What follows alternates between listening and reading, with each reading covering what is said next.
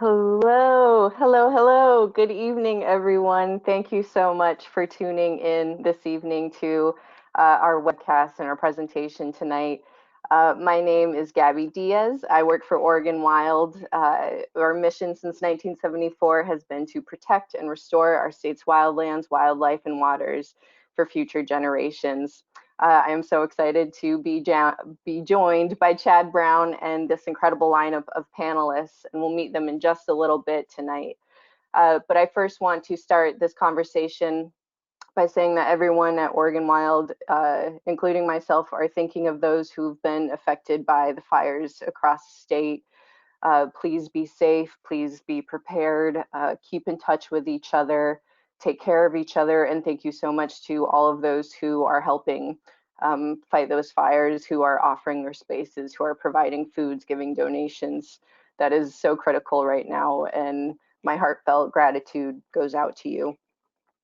And before we jump into this conversation, before we get our panelists and Chad live and online, I just want to take care of a few housekeeping things. If you're having problems with your video or your audio, just try closing out of your browser, rejoin. It should be working by then. Towards the end of this discussion, we'll be having a question and answer section. So please click that little icon, the little question mark on your sidebar, type in your questions. We're going to try to get to them as much as we can in the time that we have, and then try to answer some after the presentation in a follow-up email. This event is live, it will be recorded, and we will send out the link to you once we are all wrapped up. It won't be tomorrow, but I promise it will be soon. And then looking forward, we've done these webcasts for the past few months since we've all been hunkering down. We're taking a break next week, but come September 23rd, we have Glaciers of Oregon, which is going to be a really neat webcast. So please stay tuned for that. But without further ado, I would like to bring Chad and bring the whole panel on for tonight's presentation. And it'll be just a moment before we all get our microphones on and ready to go.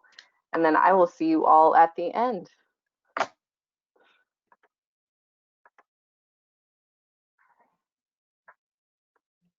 Are we on? I guess we're on, huh?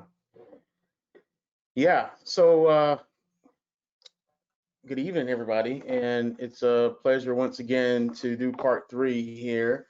For those who don't know me, I'll just start off introducing myself. My name is Chad Brown, president and founder of Soul River Inc., where our mission is simple. We merge at-risk youth from urban communities, and we pair them with combat veterans and disabled veterans, and our veterans step in as life coaches for our youth onto public lands.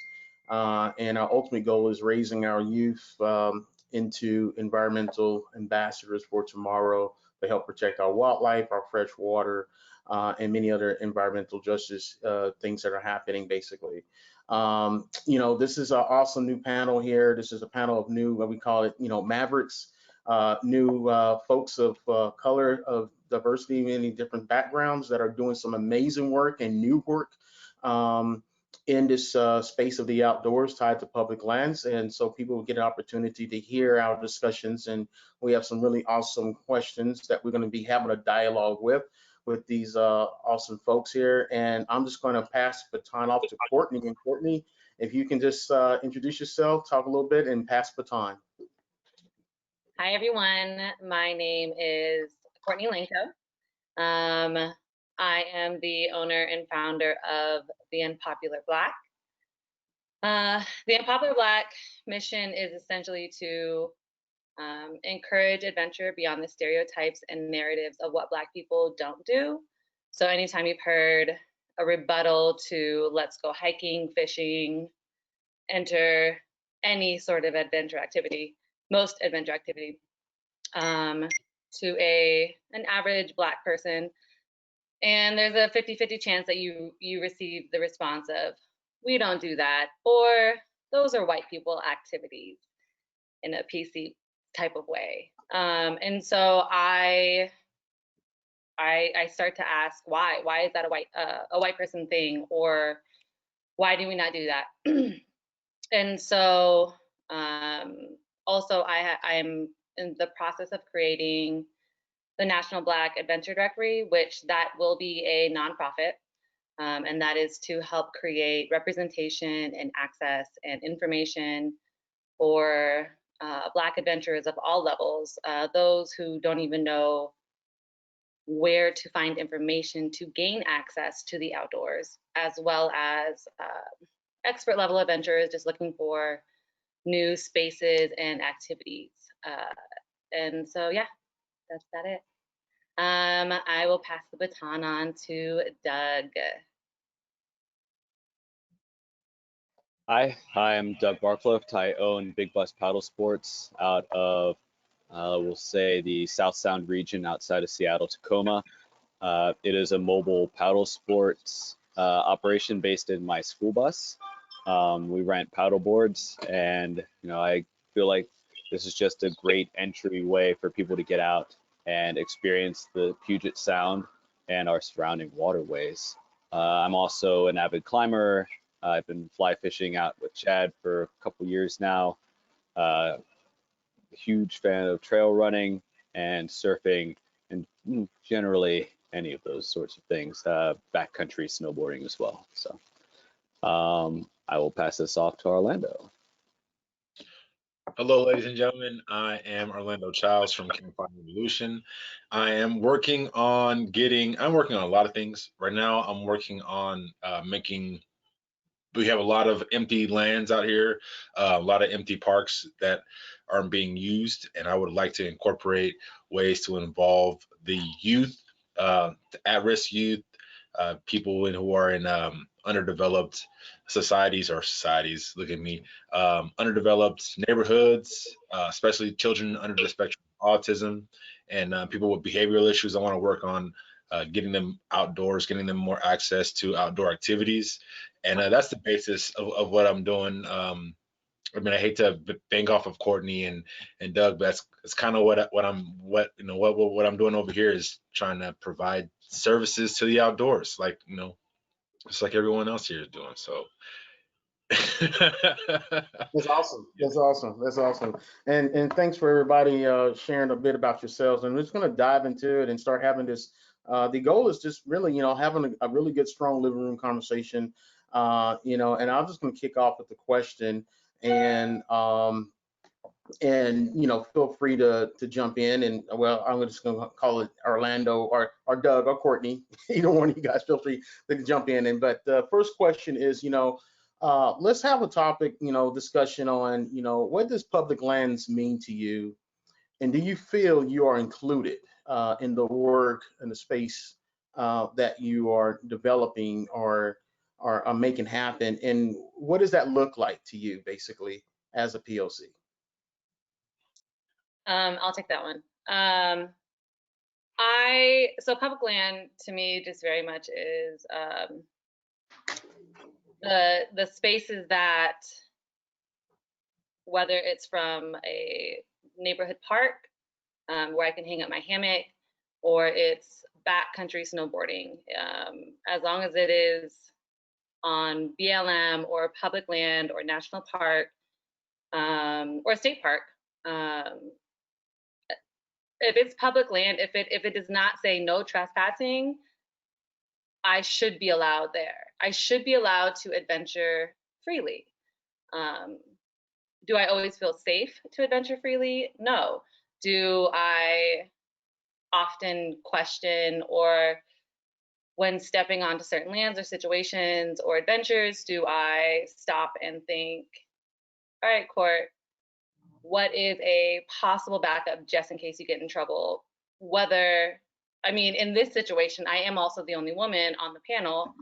That is something else that I take into consideration as I adventure solo often. So not just Black, but also a woman. And so there are a lot of things that I feel unsafe in simply adventuring. Whereas I don't believe, I'm an encourager of adventure. And so to me, I want to give an air of not a false sense of safety, but an encouragement of like, hey, you should try this, just for the fact that there's something to gain here. There's something for a soul and heart level for you to gain in accessing public land and adventuring. So to me, it's very important that although you may not feel safe on this public land, which is not fair, but is also true in being Black in America, I still want to encourage it and have as much information going on to these public lands with your adventure as possible. Yeah. And Courtney, and the part that you speak about the feeling unsafe, et cetera, I guess the question that, is ask you is, at the end of the day, or even before you embark on your adventures or share your adventures, et cetera, and understanding you're about to take on and drive through a couple states with Unpopular Black and you'll probably touch with that, but do you feel included? No, but also, for me, I'm not here to be invited to the table. I'm here to create my own lane. I'm here to create a lane for the Unpopular Black, because we don't have a lane. If we try to join the table that is already provided, we then have to abide by the rules already set in place that were not made for us.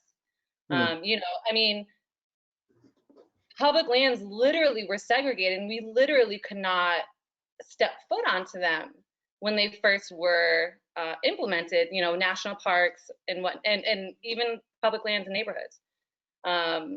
So I personally am not looking to be included.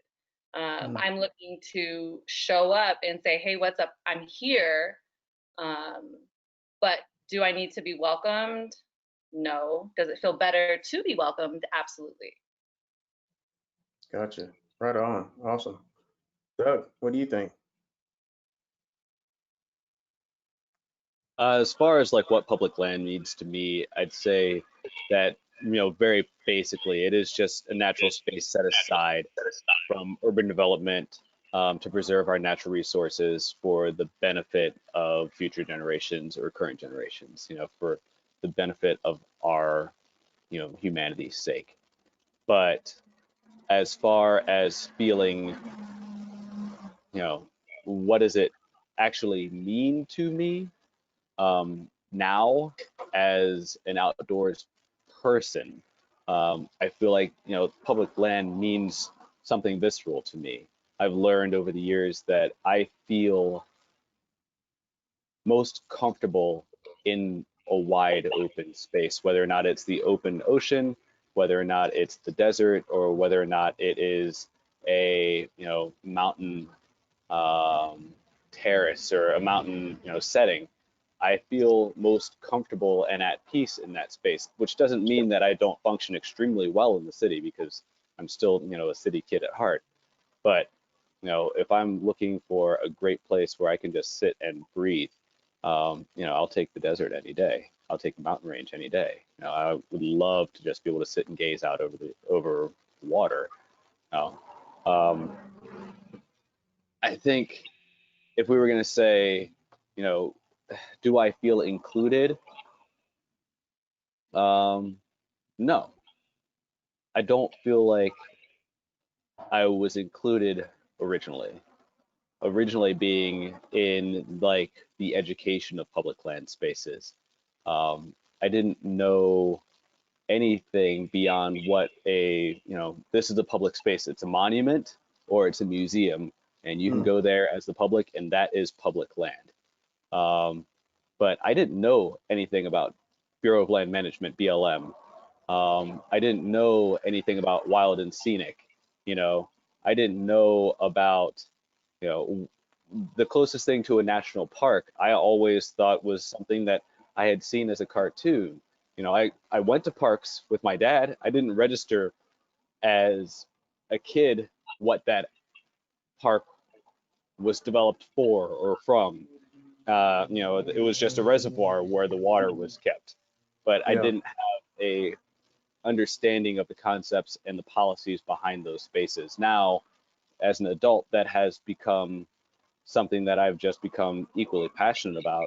And it's become something that I feel like as young people, we should be taught just as much as we should be taught history or math or the policy, behind the creation of public lands needs to be taught from an early point in our education.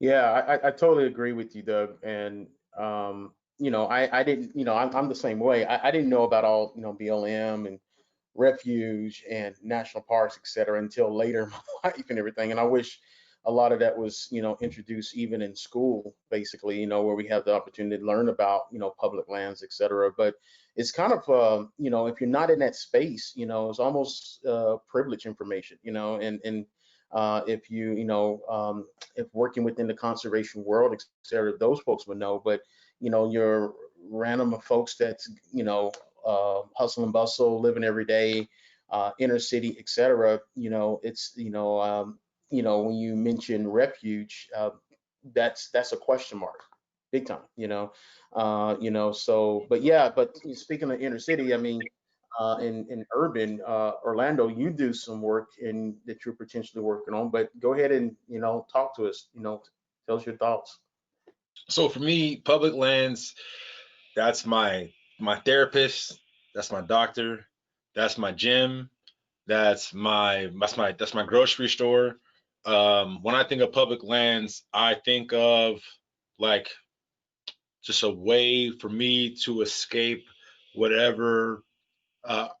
Working in the city, you're in traffic a lot, got a lot of stressors besides whatever stressors you have, relationship, work. You have all these other stressors. You have brake dust kicking up every time you're in stop and go traffic. You got red lights, you got people cutting you off. You got all these different stressors that are activated in your brain that are tied down to our biome to cause us to create stresses in our bodies. But the outdoors is the medicine to all those stressors for me. So when I think of public lands, I'm thinking of going on a run. I'm thinking of looking for mushrooms. I'm thinking of looking for deer. I'm thinking of which way is the wind coming, because that's the way I want to. I know I'm not hunting right now, but I'm feeling the wind to see which way I would be hunting if I was hunting. I'm thinking of the coyote population. I mean, I'm at a park that's you can't hunt, but I'm looking at the coyotes. I'm writing charts down like, oh, there's 7 coyotes over here, and there's 3 coyotes over here, and there's a bunch of. I'm doing all kinds of stuff, and it's just it's there. Luckily for me, I was an athlete, so I had football, I had track, I had wrestling, I had all the after school activities. But for the kids who didn't make the team, I remember being in high school, hanging out with a kid who didn't make the team, and seeing which way we went after he didn't make the team his freshman year, seeing how he was his senior year and how I was my senior year, without an activity for people to do who are kids who are bad. I was bad, so without any kind of energy to putting all this energy into something, you're going to end up putting it into something negative.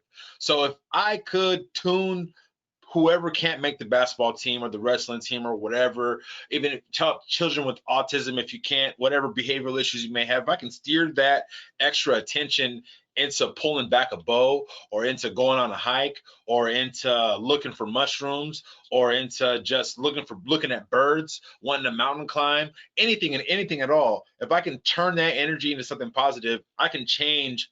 I feel like in my head, I can change the course of history with what's going on here. And do I feel included? No, I do not feel included. Just like Courtney said, I had to make my own way of doing things. I Yeah. tried when I first started Campfire Revolution. I tried the whole like trying to be like everybody else that was out there doing it, showing pictures. But then once I started being me, once I started dancing and talking about how like I party at camp. It's not like my camps aren't like other people's camps that I go to. It's kind of boring. It's kind of serious. It's kind of nah, fuck that. I'm partying. I'm having fun. I'm like dancing. In the morning I wake up, I'm dancing some more. I'm slapping music and like I go to other camps and they're all quiet in the mornings and they're all we got to hike 5 miles. There ain't no deer around here. Let's just have some fun, wake up, get cracking, and go. And that's just the way I do things. I've been successful at my camps. I mean, for somebody who just started hunting, people say I've had pretty good success. So I just have fun. I mean, I've shot deer literally having my headphones on, dancing in the woods with my rifle, like, oh shit, there's a deer. Oh shit, there's a deer. Take my headphones off, bam, got harvested a deer while I was dancing. So I know there's not a certain way to hunt or a certain way hunters should act or a certain way that people in the outdoorsmen should act. Just be you, have fun. And that's what I started doing. So no, I don't feel included. Just like Courtney and just like Doug, I hope you guys are where I'm pointing. I had to make my own route to show me. And once I did that, once I started showing my face and just let loose and showed people what it's like to really be in the gym with Orlando or what it's like to really hit the trail with Orlando, all of a sudden I started getting attention. I started influencing people. People were like, oh my God, I never thought I can do this, but since I see you doing it and you're from East San Jose, one of the biggest cities in California, like I can do this too. I'm from Oakland or I'm from Hayward or I'm from wherever and I'm from Compton. Dude from Compton's like, yeah, I can do this. And I'm like, shit, you can do it, bro. Let's go. Yeah. You know, I love your energy because, you know, everything you're saying, you're reminding me of the time before I started, you know, my organization. You know, I was diving deep into, you know, fly fishing and had a couple of really, really close buddies with me, you know, showing me the ropes and, you know, how to cast, etc. You know, then I got invited to this kind of like, it doesn't happen anymore, but over the course of years, I think it stopped maybe like 2 years ago, but I got invited to this fly fishing gathering. And it was interesting because the way they treated this gathering, it was a text message that they sent it was the text message GPS coordinates. And it was almost kind of like treated like a rave, you know, and it was really interesting, you know. And so I got invited and I went down there and you know, we followed the coordinates and stuff and took us deep into these canyons, right along the Clearwater, the Snake. And it was crazy because it's this underground like gathering of anglers that comes from all over the world. There's people there from Russia, from France, everywhere. And it was nothing. And the music, it was music like a music fest, but it was hip hop, you know. And y'all can hear is Tupac all throughout the canyons and everything, you know. And everybody's donning their waitresses. I was like, what in the world is going on here, you know? And it was really interesting because it was a place where they was disconnected from the norm of how an angler should look.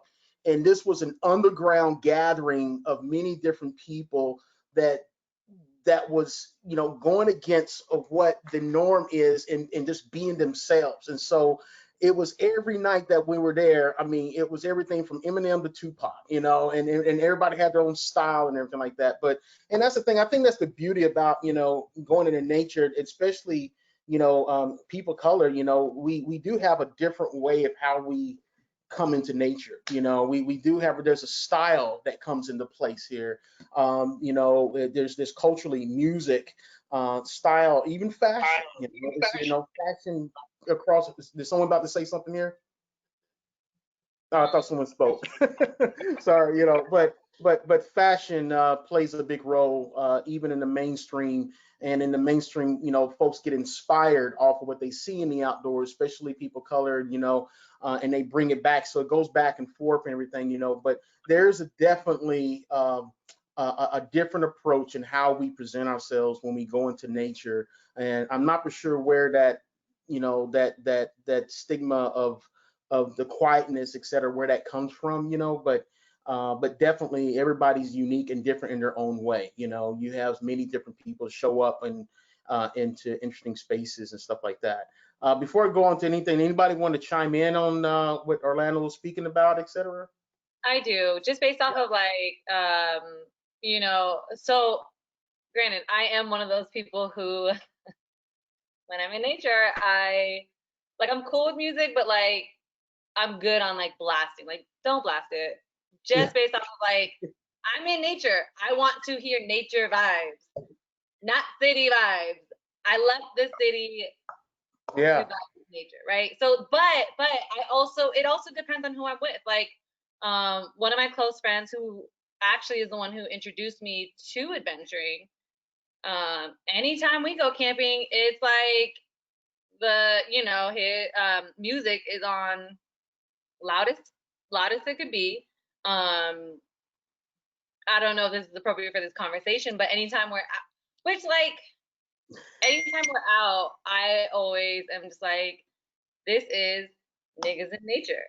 And I think there's an appropriateness to that vibe of like, we are our realest self, we are our blackest self, we are our vibinest self when we're together, but also we are in nature. Like, we're just being blackity black and we're in nature. And I think that that's something that, like, there isn't another feel that describes it, I feel like. And I love it. I was like, oh, this is that shit.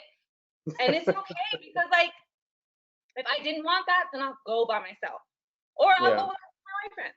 But like, being blackity black in nature is so healing also, because like, not only do you have the companionship, but you don't have there isn't much fear of judgment there, right? Like, you can show up as yourself with your societal issues or your woes, and you just are.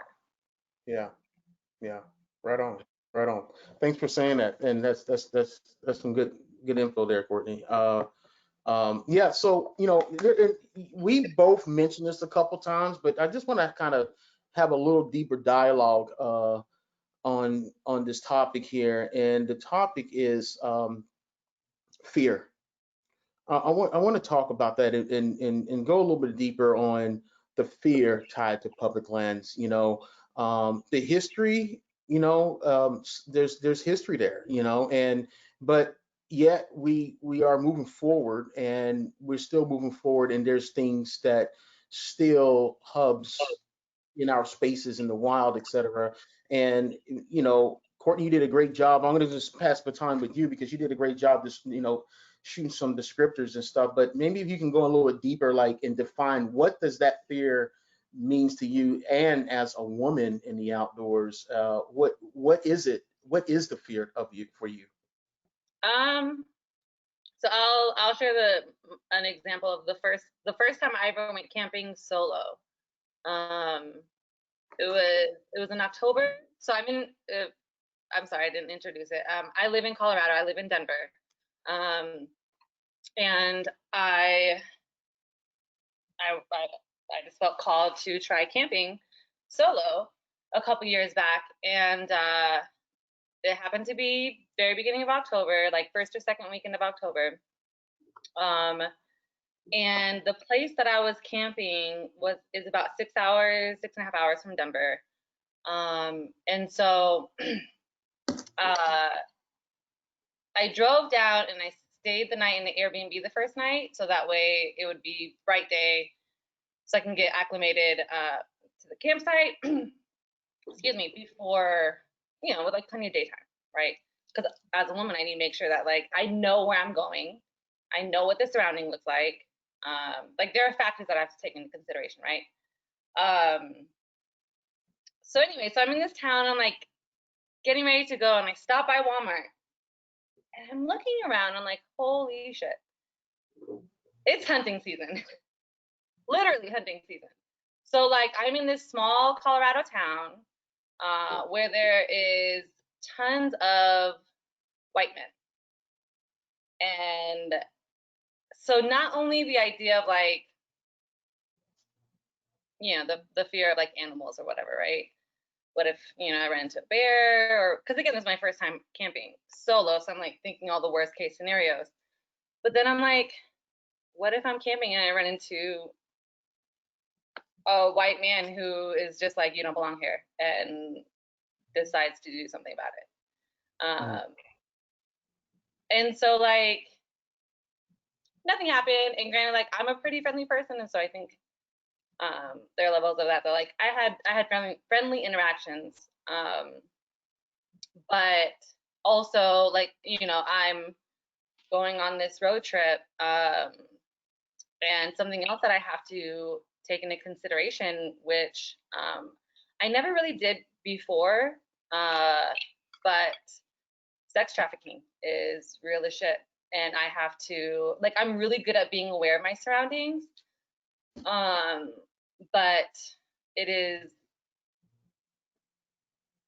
is happening more often for women who are just being kidnapped at gas stations and whatnot. And so there's just a lot of things that, I mean, granted, that's not public lands, but there's just a lot of things that being a woman, I have to take into consideration, but also being a Black woman, like sometimes I very often when I'm going into new spaces, I very much keep to myself. Put a smile on my face, keep to myself, because I also don't want people knowing that I'm there by myself. Also, if I'm a friendly Black woman, then it isn't as aggressive, you know, to for anyone to say something. Granted, when I'm with people, like, I very much will call shit out, but like I'm petite as shit. Like, I am itty bitty, so like someone can just put me in their pocket if they wanted to. And so like there's certain versions of my personality that like I definitely bring way down when I am adventuring, especially by myself. Yeah. It's awesome. How about you, Doug? What's your take? As far as, you know, fear in public lands, I guess my youthful fears were always just propaganda based. The stuff that we're always told, you know, like Courtney, you know, speaks on so heavily, is the sort of things that Black people don't do that stuff. And those are the things that I always heard from, you know, society to family to cousins and uncles, that we don't do that. Oh, well, you don't, why are you going mountain biking? We don't do that. Why are you going to go snowboarding? We don't do that. You know, why are you going to go surfing? Like, we don't do that. Like, no, that doesn't make sense. You know, and then taking that even to like the more silly extremes of propaganda, like, well, why would you want to go out there? The bugs are going to get you. Yeah. To why are you going to go out there? Why are you going to go camping out in the woods? Like outside? You know, like, we got a backyard. Oh, do we? Because there's bears outside. Bears will eat you. Really? You know, to that caricature that we've, you know, as a community created the outdoors to look like, to now as an adult, my fear isn't so much of the outdoor space or of public lands. My fear is more for public lands. I'm afraid that we'll lose our public lands. I'm afraid that our policies will fail us on so many different levels in little ways over the course of time, that we won't be able to maintain a grasp on our public lands, and that instead we'll just have these spaces formerly known as, you know, and that's what bothers me. And the fear is that because at a base level, we still aren't educating the next generation about what our public lands are. We, you know, and Right. the three of us are doing our best, you know, you know, and trying to follow in the footsteps of those that are laying the groundwork. And I am so worried that when my kids get older, that the places that I've been in love with won't be available to them because of mining or suburban sprawl or development of, you know, various natural resources for power consumption. You know, those are the sorts of things that I am afraid of when I think about public lands. I'm not afraid of bears anymore. You know, I mean, I have a healthy respect for a bear, but I'm more afraid of a policymaker that has somebody that's willing to encourage them along a path that leads to the destruction of our spaces. Right on. Yeah. Good stuff, man. Yeah. How about you, Orlando? What's your take, man? So my fears are more. So I guess I should talk about like more like my family, what they come up to me fearing. Just like Doug, a lot of my family is very much afraid of hunting. My grandmother specifically, I'm assuming in her childhood this happened, but she would say, "Don't they kill black people for hunting? Don't they? Don't they like?" Don't they not allow you to go hunting? Are you sure you're allowed? She's worried about me driving through state lines with my rifles, and she's like, aren't police gonna shoot you if you're driving with your rifles? So she has this fear that may be connected to some past trauma that I'm not aware of, because she's a couple generations older than me. But the fear is because I'm more solo than most hunters. A lot of my hunts are all by myself. I have a fear of having that police interaction with the game warden. And it's funny because I bumped into game wardens and they are the nicest people I've ever met in my life. I don't have any issues with any game wardens, but like before I started hunting, I had this fear, and even my friends, my first hunt I went on in Wyoming, they were like, be careful because you're black and we're going to Wyoming, and they were all white and Mexican. So they were like, we got to be careful. We got to leave you in the car because we don't want people to be freaked out or whatever. So there was like a real fear, even from them who were white, that I was black, that we were going to be going hunting with a black person. But as soon as I got there, I realized if you're black and you're wearing camo, people don't really see you. And it's funny because you're literally blending in when you're wearing camo. Even if you're walking through a grocery store, when I walked through a grocery store wearing camo, no one gave a shit about me. But I went to that same grocery store wearing my Raiders jersey and some jeans, and I got locked cars. I got people grabbing their purse. I got all kinds of shit happening. So it's funny how like I can walk into the same store in the same day wearing two different outfits, and people react completely differently to me. Yeah. But yeah, I think just like Doug said too, my fear is that these public lands won't be here anymore. There's a group of people who want to start selling some of these public lands off. And I would love to be an old man and taking my grandkids out on the same property or the same public lands that I shot my deer on, and just taking them through memory lane sort of thing. So it's kind of the same as Doug. As far as Courtney is concerned, as for her fears, I've been like solo camping and had people like walk up to me and kind of say, hey, me being so afraid of what was going to happen because, I got these white guys who were coming up on you in headlamps and lights. And like my natural fear is to grab my gun because I don't have a clue what's going to go on. But it ended up like being pretty chill and not having any issues. So I've had that fear of like, holy shit, I'm out here by myself. Yeah, people know kind of where I'm at, but no one knows where I'm at. I can get shot and they can feed me to bears. Everyone watch those TV shows, like we'll just keep you and feed you to the bears.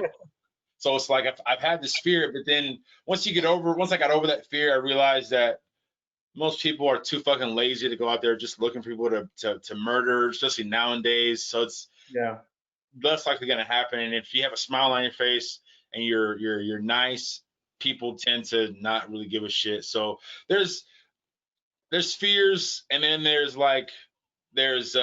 self paranoia, if you want to call it, that I'm dealing with myself, because I dealt with police. So whenever I see sirens, even if it's you're a green car that has fish and game on the side, or you got police on the side, it's gonna get my heart racing. But once I see you're a fish and game warden, I just pull out my tags and my license, and typically that's all it really is. I don't ever really hunt without one of those, so I can't imagine what it's like for somebody who's out there hunting without a license. But yeah, so I just try to keep it keep the camo on. Another thing, driving through states, I tend to, when I'm going hunting, I tend to wear a mask, and it's unfortunate that I have to, but I wear cowboy hat and glasses just so I can kind of not get fucked with on the way to my locations. Like I'm driving from California to Montana to Wyoming and back. And typically when I get out of Nevada, I got that cowboy hat on and I got glasses on because I don't look threatening with glasses, and I got a cowboy hat on. So people, even if I do get pulled over, people tend to not really worry about me. I'm just kind of like there. I'm not really that black person. And it's weird for me to say that because I am a fucking black person. But like when I'm traveling through states and I'm in fear of, will I make it there without getting pulled over? Will I make it there without getting fucked with? Is real. So I got to put on those glasses and I got to wear that cowboy hat and I got to smile and I got to do my thing. And that's just the way it is for me. These new millennials growing up might change the game and everything might change, but I've had the fear put in me, so I tend to just kind of like avoid confrontation and just kind of go with the flow. Yeah, yeah.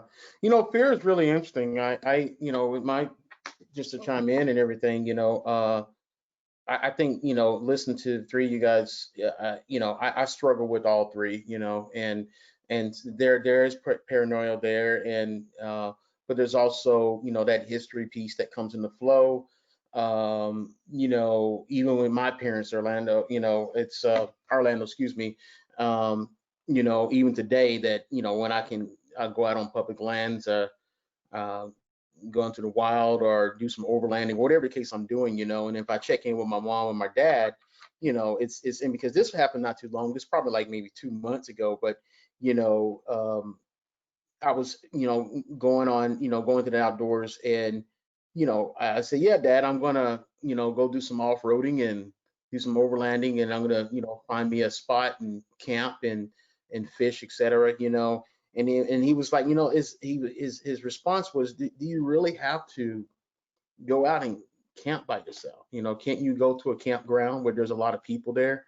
And so there was a fear that he was operating from, that, which where he was coming from, it was, a bad place basically.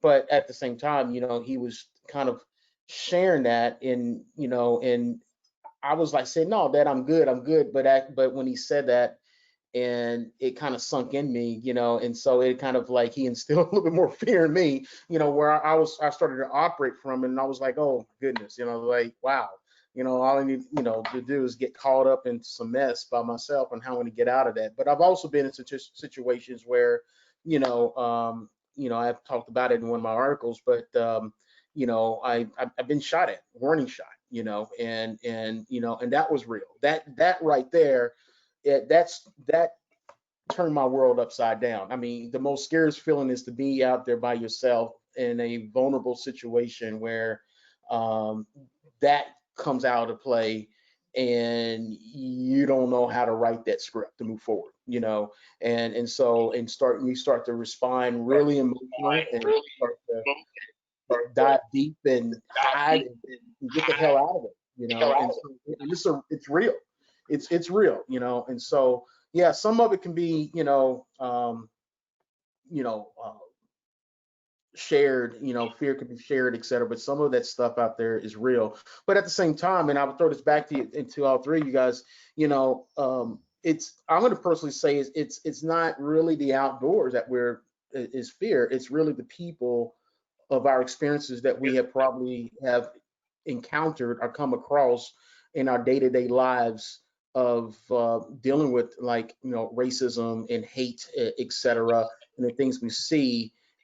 And then but we know when we go into the outdoors, we are making that association of what we experience to someone that may be coming out there and maybe bringing that fear. I don't know. I'm just throwing that out, see how you guys feel about that. I mean, I agree. I think that, I mean, yeah, I don't really, Yeah. yeah, like the obviously I'm not afraid of a bear. I'm not afraid. I mean, grizzly bears I'm afraid of, but I'm not so much afraid of black bears. I think black bears are more afraid of humans than we are a bit. But I'm not afraid to be out in the wilderness. I'm not afraid.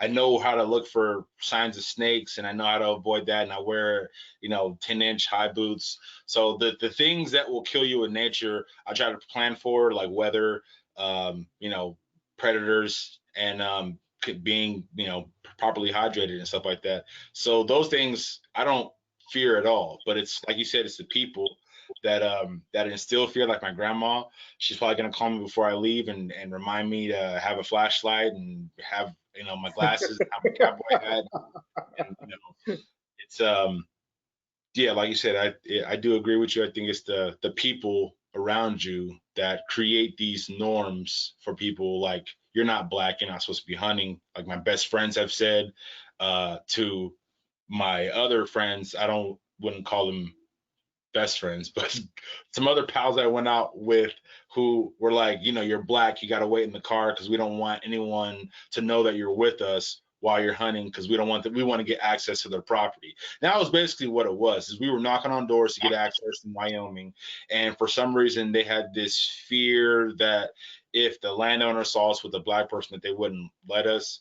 But Wyoming is one of the nicest places I've ever been, and people I've met that same day invited me to go shoot something on his property, invited me over for dinner, to sleep at his house for like a week. So it's clearly an outside influence that's causing some of my fear. Yeah. Yeah. I So I want to say that no matter, like, at this point, I'm fully committed, and I think all of us here are, like, I'm fully committed. There isn't a thing or person that will stop me from adventuring at this point. Um, there are situations where you may have to respond accordingly and adjust. But so for me, my family and friends and people know that, so they don't hit me with the Courtney, be careful or anything anymore, because they know that, like, dumb, be careful. But I did want to articulate something regarding the fear in the history, and I want to share something for the audience that that makes this a little more recent and relevant. Because when I started the Unpopular Black, I often gave the example of, the narrative of Black people don't do that often came from, history where, Emmett Till would have been 79 this year, right? And so, like, that's my grandparents' age. That might be, someone's parents' age. And so for them, it was very real of, like, you don't go where you don't belong. But recently with Ahmaud Arbery, I felt such a level of shame in like questioning, like, do I dare continue encouraging adventure in these unknown places and spaces when we are being killed in our own spaces or familiar neighborhoods, or literally exercising in a residential area? Like, do I dare encourage people to go to these white facing spaces where we used to not belong? And so that is something that, like, I got over, because I feel it is my purpose to help introduce and encourage Black people to adventure, but I want the audience to take that into consideration, that is something that we have to, not that we have to think about, but that very much affects us, of, like, we're not even safe in our own spaces. We are being murdered in our own spaces. And yet, those of us who are led by adventure, we are wanting other Black folks to step outside of the comfort zone into public land, where we used to not belong. And so I just wanted that to be considered.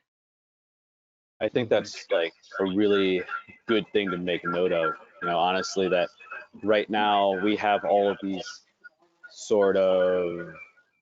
Hold on, we've got a bad echo coming. So in these spaces, a lot of the times it's a misplaced fear, this propaganda sort of fear where it's like, oh, don't go out there, out into nature, don't go out onto these public lands because it's not safe out there.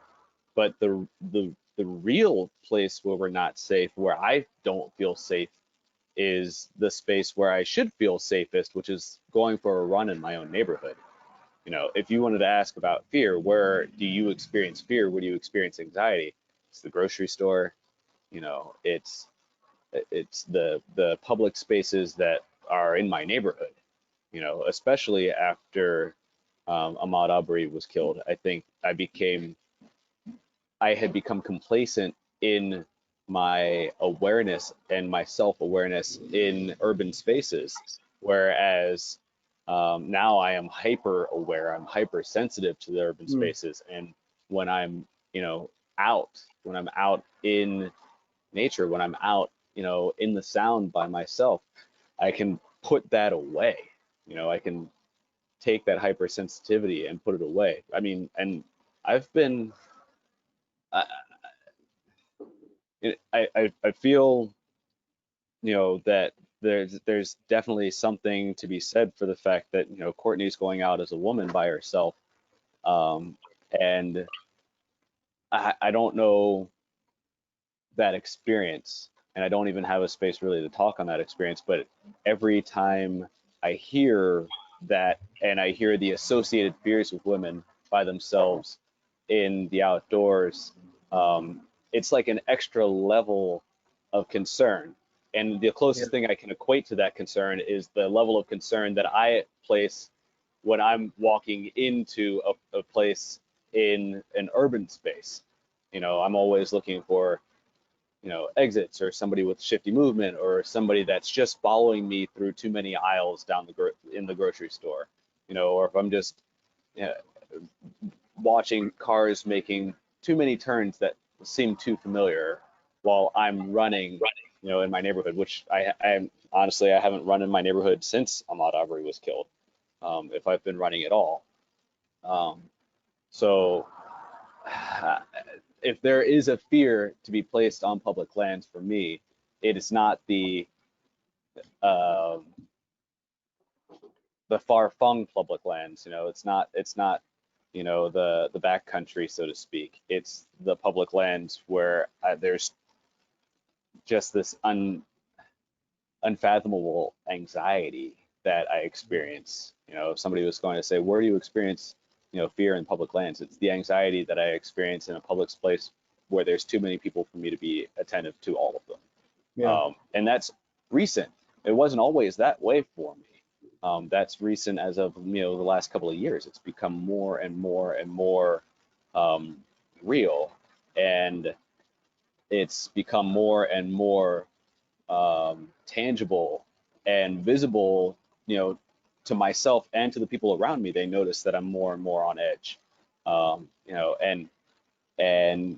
I find myself reaching out farther and farther to go and find spaces where I can feel comfortable in my own skin, in my own blackness, and feel safe that way. Yeah. So yeah, I feel like fear is not in the same relevance that it once was. It's become sort of flip-flopped. It's not the backcountry that we're concerned about now so much. It's because those things are, once you learn what is actual, like what's really to be afraid of, like, I don't want to get bit by a rattlesnake. That's a neurotoxin. That's bad. But I can avoid a rattlesnake. I can avoid a bear. I can do all those things. But what I can avoid is an opportunist. And those are the things that make me nervous. Yeah. Courtney, you mentioned something that it just kind of like shine a light on me, because I agree with Doug. I can't really relate to that level of the fear that you're talking about, being a woman. in the outdoors when you tied it to what was that? You tied it to I lost my train of thoughts here. Human trafficking. What'd you say? When you tied it to human trafficking. Yeah, thank you, thank you. When you tie to human trafficking, that's a serious deal, and it's yeah, and that's so big. That's so big, and and I'm a man, and I can move through, I can move through the world and not think unless if I have like some kids and a daughter or whoever, but being solo or in a relationship, etc., that's something you don't think about. But as a woman, and then you took it to that next level, add that layer, there's a real piece to that, and it's pretty serious, and the more I think about Courtney is, I'm making the connection line to our indigenous sisters, when you have, a lot of the indigenous women who comes up missing, and they are tied to public lands, et cetera. They're moving through the woods, they're moving through everything, they're on the res, et cetera. And there's a lot of cases that go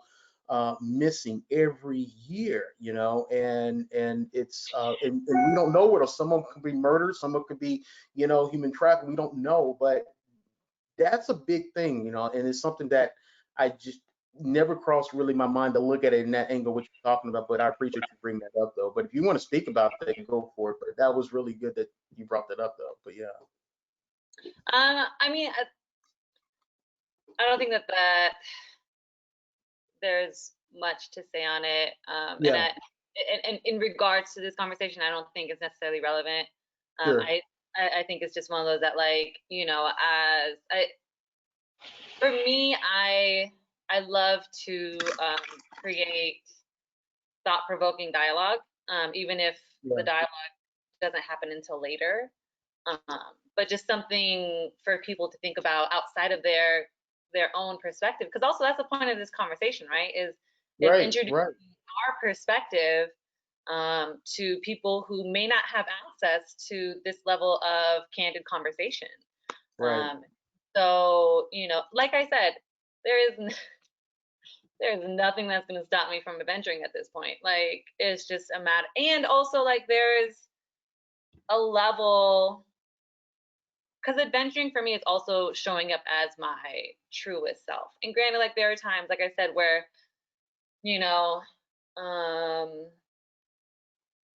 I have to put on a level of fakeness, but even that is very mild. Like, I just won't say shit. If I feel like this is like there is a possibly eggshells space, then I'm just gonna get in and out type of thing. But like, I'm here. Yeah, you showed up. That's awesome. That's awesome. Anyway, just thank you for just even making that a strong bullet point. I mean, that's I have to think about that. That's awesome. Yeah, thank you for acknowledging. Yeah. So we got a little bit more time before we get some questions that popped up, etc. And there's one more last question I just want to throw out here is 5 years from today, what would you like to see different as a professional in the outdoor world, centered around public lands? What would you like to see different 5 years from today?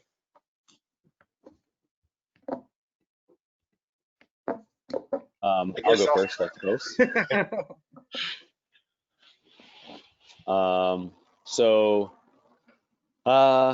In 5 years, I would like to see an intentional, stronger connection to our public lands, especially among people of color.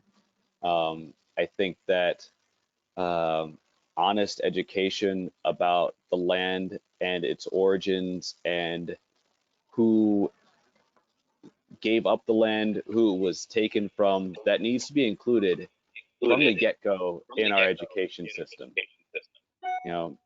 I am the worst at acknowledging the land that I operate on, because I didn't have any background in that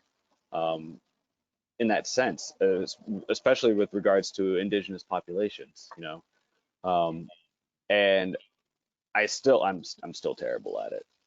and God bless my friends for being willing to be patient about it. You know, I think that I would love to see in 5 years a major shift towards an acknowledgement, of like the creators and the protectors of our land, the policymakers, and see that the gatekeepers fade away. I would love to see gatekeeping go away. I would love to see the next generation start to really stand up for the land that we hold so dearly. You know, that's what I want, especially, you know, and I want to see, as much as I don't want to see geotagging, I don't want to see people out there and parking lots full and everything. Like, I like being out there by myself. I do want to be able to look at it and see, like, are you traveling this year? Yeah, cool. Where are you going? Well, I'm going to hit up, you know, this space out here, as opposed to going to another city to go and eat some food that I'm going to take another picture of. You know, we've got enough of that. We don't need that. I want to see you actually taking some time to be in a quiet place. Awesome. Orlando. In 5 years, don't take this verbatim, but I thought about this question before, and the easy, quick answer is gold teeth, camo, and Danner's boots. Um, I don't. I personally don't have any gold teeth, but what I'm getting at is I want to see more of the Black culture in the outdoors and enjoying it, and looking for, like, I revert back to this camping trip I took my anti-hunting buddies on, and they were quite amazed at just simple fire cooking some chicken. They were quite amazed at, like, what it looks like when the sun goes down and there's no lights around. They were quite amazed by that, and they were freaked out by the elk bugling in the middle of the night, and they woke up the next morning to elk right inside of our freaking camp, basically, and they were like, what are those? Like, are those big ass deer? Like, the totally elk. So you know, it'll be nice to. I don't have any, like, I got one Black friend that's Blacktails Matters on Instagram, Corey Williams, who hunts. Nobody else that I have in my friend circle even cares or gives a shit about the outdoors. So it'll be nice to see what moves. I'm making some moves to try to infiltrate the media to get more Black people to acknowledge the outdoors. It'll be nice to see in 5 years, like, what happens with, you know, the rap song I made about my 30-06 and my bow and hunting, and you know, it'll be interesting to see. Yes, I'll send it to you after this. I'll send it to all you guys. I love it. But it'll be nice to see, like, a mainstream hip hop artist making a song about being in the outdoors. Kendrick Lamar has a verse on one of his songs by him duck hunting, and I was just like, oh shit, okay, I kind of like this. It'll be nice to see a little bit more of that. That's kind of what I want to see in 5 years. Yeah, I love it. It's very, very colorful. Very colorful. I would definitely have to agree with Orlando. Like, in 5 years, I'm trying to see it just super blackety black, blackety black, black black black. Granted, like, there will be versions of that, but like, I think it's one of the major reasons why I think Black people super need to be in nature and experience adventure is anytime you try something new and you're exposed to something that makes you go wow, you then wonder what else is there. Like, what else is there that I don't know is a thing? And then it starts to like pique your curiosities of like, what do I not know that I can do more of? And so I think that Black people definitely need to have more things to pique their curiosity and interest outside of what has been placed upon us of what we do. So that, but then also like, I would love to see a taking back of the land, kind of like Doug, what you were mentioning of like those whose land it originally was. You know, I would love to see possibilities of people learning their land again, and then sharing that and educating other people in, you know, what their land was, and then also like, can they farm on their land? Can they, you know, what kind of animal are on their land, to whether it's hunt or cultivate, whatever, but just like really get in touch with the roots of the original land, not owners, livers, those who the indigenous people who this was their land and it was stolen from them. So, you know, I would love to see the possibility of like, what can that begin to look like? Because, you know, a lot can happen in 5 years, but it's also like not that far away. Right on. Yeah, I think Okay, if so there was like one last thing that like, if I never hear Black folks don't do that, I could die happy. And I feel like probably all of us could probably relate to that on a level, you know, because I'm so tired of hearing that. Oh, Black people don't do that. Like, really? It's 2020. Really? We're still not doing that? I don't know. Have you looked outside? Because we're doing that. We've been doing that. And yeah, like, I do it people have all. been out here I do it for a all. minute doing it. And Yeah. it's just like just now, yeah. Like if I look at my family members and, you know, they see a picture of me doing something and they give me, Black people don't do that, they're going to get a lecture, you know. If I see somebody on the street and they're like, oh yeah, I saw your picture doing the blah blah blah, like, but we don't do that, you're gonna get a lecture about how we do it and how we've been doing it for a long time. And I don't ever want to hear that again. Black people don't do ... We've been doing it. Yeah. Yeah, we just haven't been heard, seen. So I have a question for everyone, probably including myself, and I'm going to throw it out there. The first question is gentrification of the outdoors is a phrase that gets tossed around a lot. I feel it is as a POC, but struggle to define it. Can each of you speak a bit about your own understanding experience with gentrification of the outdoors? The only gentrification I know of is what's happening right down the street, right here in Oakland. People buying out people and putting them on the streets. I'm gonna be 100% honest and say I don't have any connection with gentrification to the outdoors. Maybe losing public lands for private reasons. But I'm not knowledge enough on that. But I will say I do see. I mean, all the gentrification I see is what, you know, what's happening everywhere in California, probably Oregon, everywhere. So yeah, I'm sorry, I don't have any knowledge, or I can't touch any base It's all on that. good. Yeah, no, thank you. Yeah. How about you, Courtney? Same. Yeah.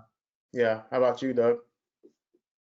Yeah, I don't know if we could call it gentrification, but I would definitely go ahead and say that like the fact that it is so, sorry, it's a motorcycle, but it's so expensive to attain things that are common knowledge, you know, to have to be safe, because some of the things that make you safe out there are just basic equipment, you know, merino wool or you know, a tent that's actually going to resist water, you know. Those are the things that, like, you don't need it, but man, it'll make your experience so much better to have it. And why is it so expensive? Well, because it's being intentionally priced to a certain market. And yeah, I don't know, Courtney. So so in related to that, I guess I've had a few conversations related to toxic gear culture. And that's essentially, you know, how snowboarding is the one that comes top of my mind very often, of how, you know, they come out with new updated gear every year. And most people buy new gear every 2 to 3 years based off of what is no longer what is like obsolete or whatever, right? And so like it's a full thing, but going to like these, like buying a tent that like, damn, can I not get a good tent for, you know, a reasonable price? Like it's because also for Black people to want to get into something like snowboarding, it's a full investment. And so if that's what they mean by the gentrification of the outdoors, then that makes sense.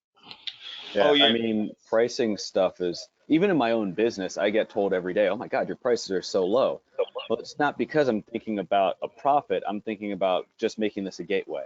It's because I'm thinking about a family of 4 people. Well, you know, if it's just one person individually, maybe they can come up with the money. But if you have a family of 4 that's just trying to do something, I need to make it as affordable as possible so that they can actually do it. And it's not just, you know, a birthday thing, that it could become a monthly thing, because you never know what somebody's income means are. You never know, especially right now with COVID, you don't know who's unemployed. You don't know who's collecting from where, you know, and I'm not sure if that's really gentrification, especially in this particular industry in which I'm in paddle sports and the water sports industry. Things are just very expensive. I mean, you can buy cheap equipment, but it's not going to last you very long. If you want to have something of high quality, you know, then it should be just as accessible. And I do think that there's a lot of companies out there that are saying, well, we could have a bottom line that is something that we could sleep at night, or we could have a bottom line where we could sleep at night in our really, really nice, really, really, really nice private space. You know, like, is that necessary? Is that why you got into this for real? Or did you get into this because you had a passion about something? And I'm still in this so far because I'm passionate about this, and the money hasn't really shifted my opinion yet. I mean, Yeah. if somebody throws some, you know, really nice car at me, maybe. Still chance. Still time.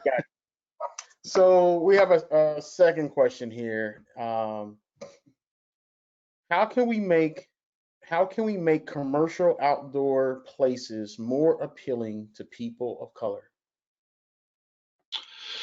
Representation. Yeah, flat out But representation. also, like, don't just do like hire a bunch of POC and Black models, you know, just for your cover, right? Like for me, Black Lives Matter is also Black livelihood matters. So like Doug, what you're doing in having a full business, I think it's important that like not just to support you, but also like make sure that your business is supported, you know, whatnot. And so like, but representation, and like if you can't create representation, then I don't know what this looks like, but maybe create a night for POC, you know, where because like when you are trying some new wild shit where you're often the token person, you would just rather not if you're like on the fence. And so if you create a night dedicated to POC, then they might be like, well, shit, at least I won't be the only one. Yeah, I mean, I've been working with Don Wynn, and we've, you know, worked really hard to create these POC climb nights. And I give him a lot of credit, and I give the rest of our team a lot of credit, because those climb nights have created a huge community that has grown exponentially over the last 3 years in these climb nights.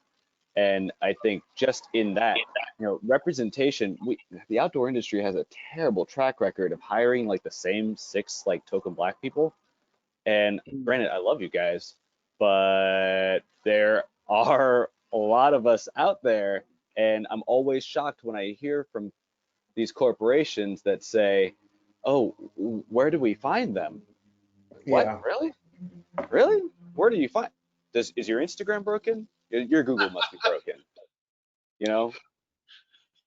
And pay accordingly, right? Like if you are like, let's say you have a POC night and you are a climbing gym, right? Let's stay with that. Then hire a climbing expert to lead the class. You know, don't just have it Black and POC facing.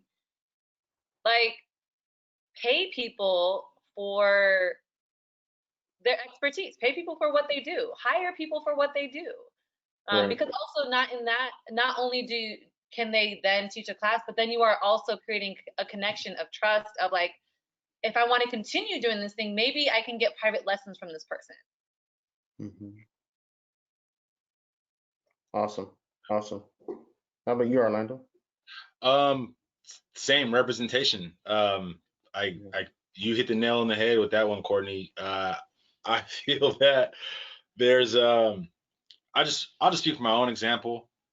Me trying to do this documentary, I've reached out to so many people, so many different places. I put out so much money just to start this thing off, and I have one sponsor, and I love Peak Refuel. Thank you so much for helping me out and giving me some food for the hunting season. But I have one sponsor.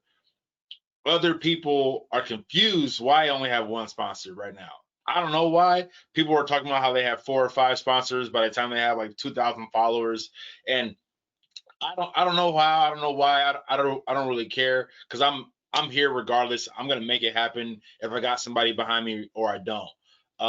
So I'm just doing it. But I don't have a lot of. There's not a lot of people out there who are like trying to help. I don't know if they're supposed to. I'm not sure. I don't know how this thing goes, but from what I'm hearing from other people, there's a lot of people who want to sponsor you and want to do this and that. I'm not getting any of that attention, and that's totally fine. I'm not doing it for sponsorship. I'm doing it for the love. But it would be nice if I didn't have to buy all the shit that I'm buying. And it's difficult when you're. I mean, the social media circle it's big, but it's small. I know everybody who has followers, and we know each other, and we're all following and liking each other. So when you have somebody who has, I don't want to say less followers than you, but does, or hasn't been around as long as you, but is getting sponsored by all these companies, it makes you kind of like, for me, it makes me more motivated. When you slap me in the face, it just makes me want to go even harder. So for me, it just makes you more motivated to go. But I also look at it like, damn, are they doing something that I'm not? Is it like, does that company not feel like I will represent them, in a positive way? So yeah, I don't know, maybe it's just representation. I feel like some companies are afraid of my blackness because I am just me. I'm just me. And maybe that's what it is, but I think that culture doesn't need to change, but needs to open other doors, other avenues, because me being me has brought people of color to the hunting table out of curiosity. But if you don't have anybody else like me, it's going to fall out and people are going to lose interest. So if you have representation on a bigger level, where it's just not the token, the token black hunters that we always see, when you step away from that and you kind of create, I don't want to call it an underground black hunter, but when you open the door and you allow more people, when you have a more colorful spectrum on your if you're, I hate to use modeling as an example because Courtney said not as models, but if you have a more colorful spectrum of people walking down the runway wearing your camo who are of color, I think that would definitely help other companies open their minds and open their doors open to other people of color. I think there needs to be a big company out there that is willing to make the leap. And I think that because of all the politics and because of all the stuff going on in the world, people are too afraid to lean on one side or the other. So representation, yeah, you hit it on the nail when you said it again, Courtney. I just tend to make things more long form than they need to be. Yeah, yeah. No, that's awesome, and you're right. I mean, I'm hearing from all three of you guys. It's representation is definitely a key. But I think in that representation, there's also that place of community, and that community is that individual being able to connect with companies, brands, basically, and working together. As you were talking about, Orlando, it's you may not have to be part of working for that brand, but it would be nice maybe if that brand did take a leap, they extend that platform out, to you, where you're able to leverage on that platform to get further out there and also act as another voice in the hunting community, basically, and so there's a lot of power to that, and everything like that. But yeah, well, it's a process, it definitely is a process, and we got, a ways to go, but we're definitely making some changes and building relationships with many folks. But yeah, you're right, proper representation. So we're going to move forward. Okay. So last question. What is the most positive experience you've each had in the outdoors that's an epic moment?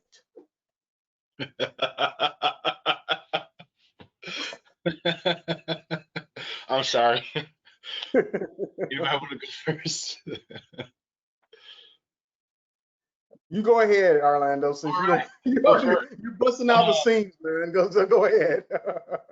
So the most and first thing that popped into my head was when I was in Wyoming, and that group of people I was with was saying, Orlando, stay in the car, kind of afraid for me kind of thing. And they were good guys. They weren't.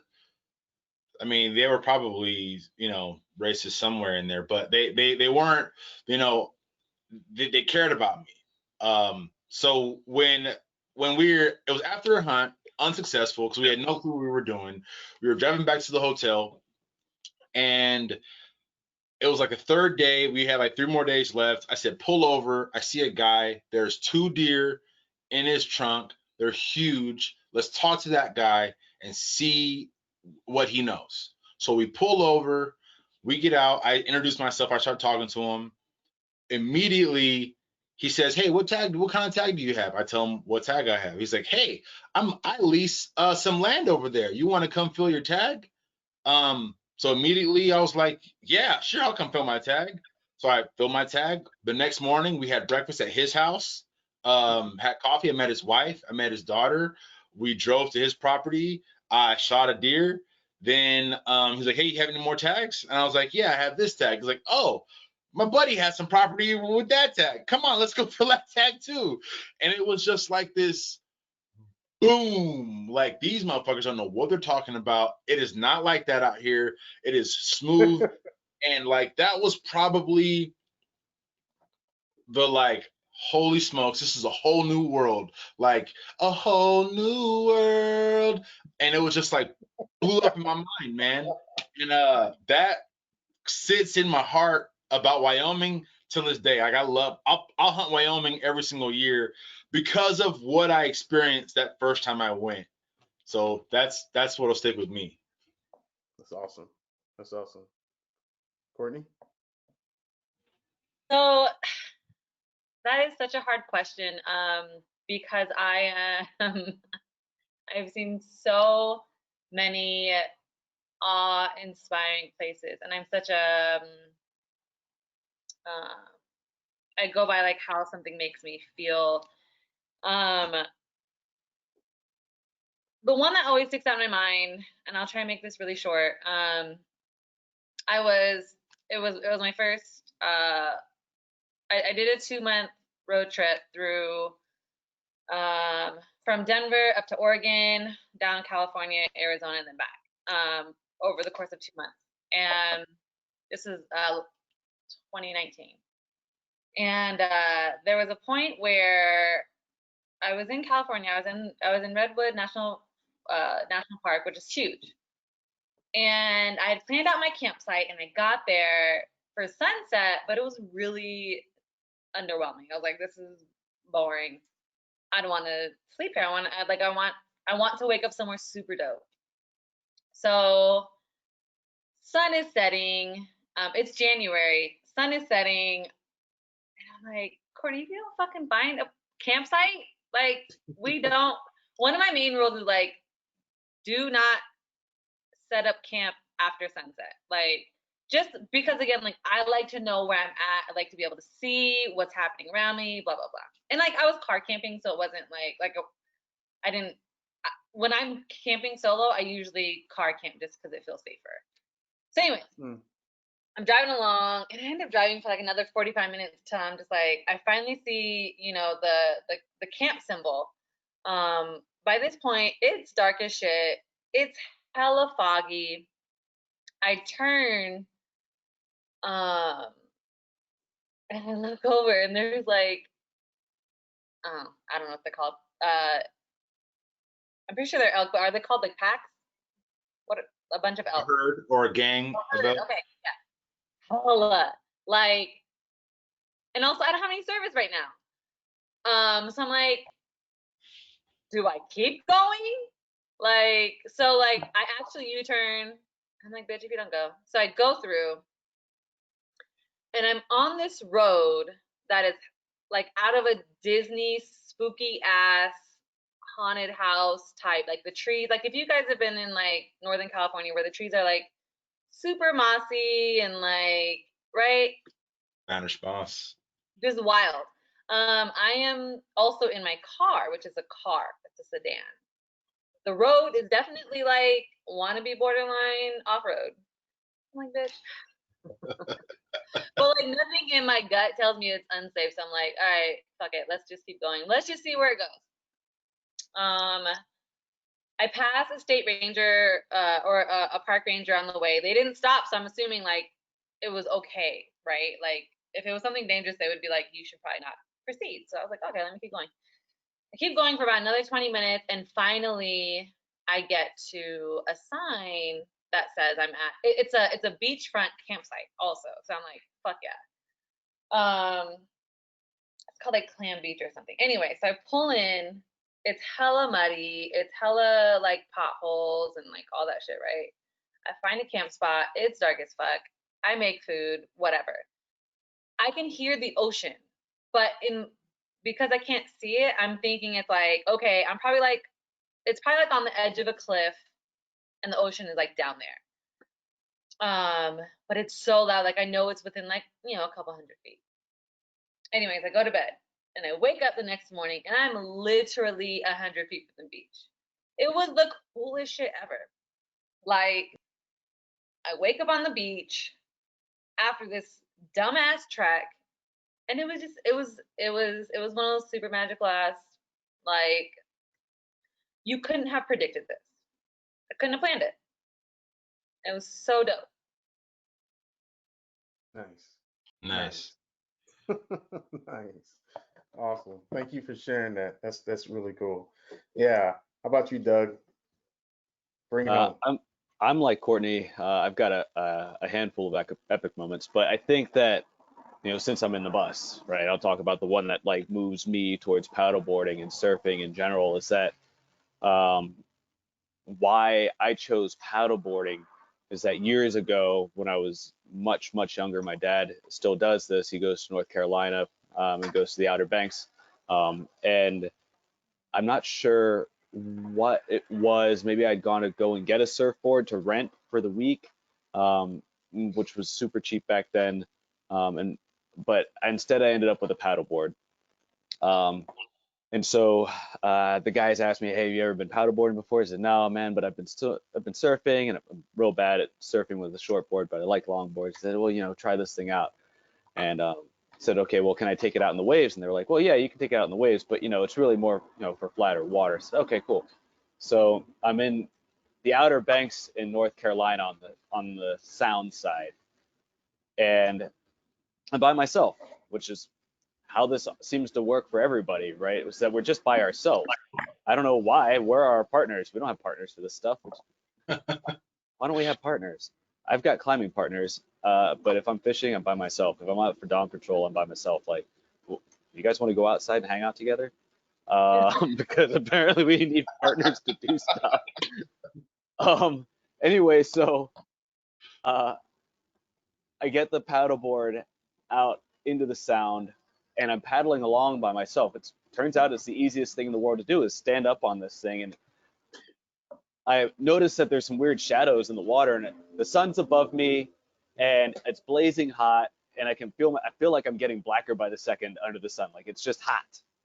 And I look down like, oh, I should just go swimming. But as I look down, I realize it's not shadows in the water. It's not me reflecting on the water. It's stingray. I'm looking at stingray swimming in schools beneath the paddleboard. And they're so close that I can reach down and just touch them. There's schools of fish. It's clear. And never in my life outside of like National Geographic or maybe the aquarium have I ever seen a stingray. And I realized that's what made paddleboarding incredible, is that you are literally able to walk quietly on water without disturbing the things that are in the water. And we talk about trying to find a quiet space, and we talk about these epic moments. I've got a few stories where I feel like these are the moments where I'm, close to God, where I'm close to the universe, where I'm close to the ancestors. And that was one of the ones that stands out in my mind, and stands out in my heart for sure. If anybody wants to, I've got a couple other ones. I'm happy to tell those stories. But, as far as paddleboarding goes, the day of walking on stingrays is just incredible for me. That's pretty amazing. That's pretty amazing, man. That's way cool. I mean, especially the whole stingray. That's very cool. Yeah. Yes. Yeah. So wrap up, and I think just to add into the whole stories of my epic, with me, I think being in the outdoors, it's all about the healing and connecting to nature, and I think the most epic moment that I just like you guys, there's a lot of epic moments that I have encountered, but I think what stands out the most for me all the time is when I see the transfer of handing down something that what we have learned to our next generation, and seeing how our next generation is able to pick that up and move into their own space and adopt that into their own style, and give birth to that, and they excel. And so, especially when you see that next generation that has taken what you have taught them, and they not just adopted that, but they had made it become who they are into their own identity, and they're pursuing that into a career, and I think that's an epic piece to me, for me to be able to be a witness to that, and that also tells me that we can be able to go to bed a little bit nicer, knowing that that next generation is moving forward with the flag, but yeah. So if anybody wants to say any last comments, I'm gonna open it up for one more minute, or we're gonna close it. Is it appropriate to mention my GoFundMe? Yes, go for it. Okay. So I have a GoFundMe for the Unpopular Black to help fund my road trip around the U.S. To show different states and terrains, as well as connecting with Black people around the U.S. For our adventurers, as well as Black adventure business owners, to show representation, and to also create awareness towards why we need a National Black Adventure Directory. So a portion of the funding will go to the road trip, and then a major portion will go to building the adventure directory and making sure that that has enough resources to provide the Black community to really get started in adventuring. So on GoFundMe, it's encouraging Black adventure. Awesome. Thank you, Courtney. Doug and Orlando, do you guys want to say anything you want to share, or? Doug, you?